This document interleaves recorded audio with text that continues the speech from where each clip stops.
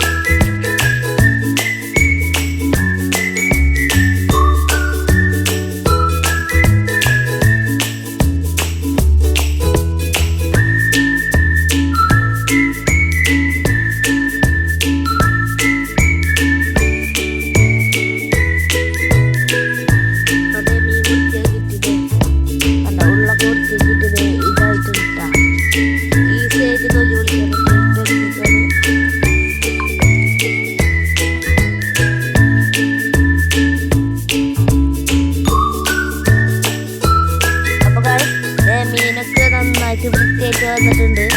അതേ 4 മീൻ്റെ മുട്ട ഇത് നമുക്കിനി കഴുകി വൃത്തിയാക്കിയിട്ട് കറി വയ്ക്കുന്ന വീഡിയോ ആയിട്ട് വരാം കേട്ടോ. ഇതുണ്ട് നമുക്ക് വലിയ വലിയ കാലി.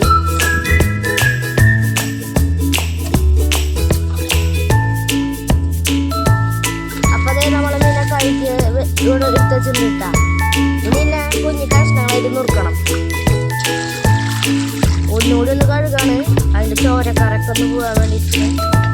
കുറച്ച് 3-4 മുട്ടയുണ്ടായില്ലേ. നമ്മളിവിടെ പരിമീൻ എന്നാ പറയാം കേട്ടോ.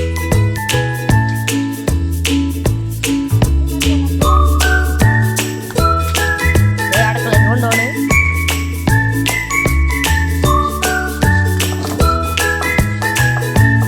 ഇത്ര വലിപ്പത്തിൽ വേണ്ട.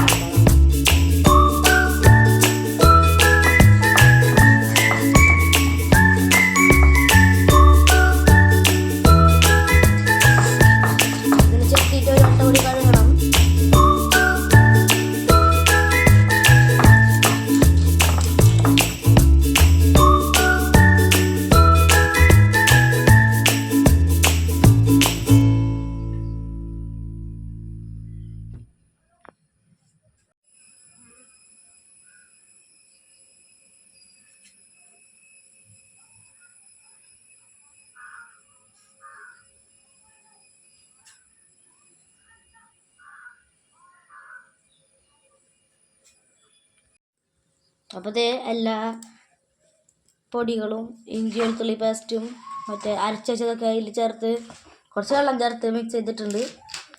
ഇനി ഇത് തിളയ്ക്കണ വരാം വെയിറ്റ് ചെയ്യാം.